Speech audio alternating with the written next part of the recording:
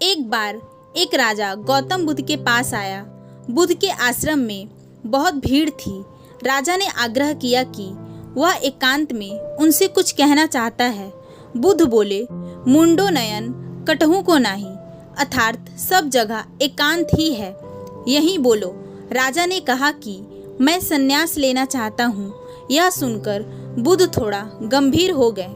वे बोले कि तुम्हें संन्यास होने के लिए दीक्षा देने के पहले मेरी एक शर्त का पालन करना होगा। राजा ने आश्वस्त करते हुए कहा कि जब दीक्षा लेनी है और संन्यास होना ही है तो सब शर्तें मंजूर है।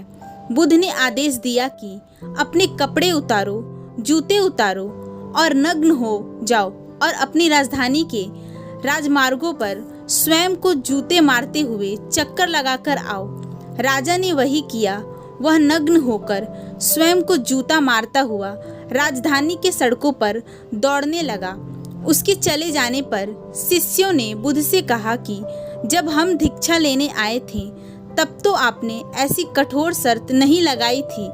आप तो स्वयं करुणामय हैं, फिर राजा के साथ ऐसा कठोर व्यवहार क्यों किया? बुद्ध बोले, जब तुम लोग संन्यास लेने आए थे तो तुम्हारे अहंकार बहुत बड़े नहीं थे, इसलिए तुमसे द्वार द्वार भिक्षा मंगवा कर ही काम बन गया था।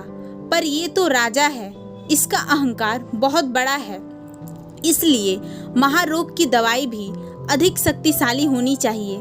राजा जब इस दशा में अपने प्रजाजनों के सामने से गुजरेगा तो उसका अहंकार चूर चूर हो चुका होगा। राजा ने शाम तक शर्त पूरी कर ली और बुद्ध के चरणों में आकर बैठ गया और कहने लगा, बनते मुझे दीक्षा देकर अब तो संन्यास करे। बुद्ध ने राजा के सर पर मुकुट रखा और कहा कि अब तुम्हें संन्यास लेने की जरूरत नहीं है।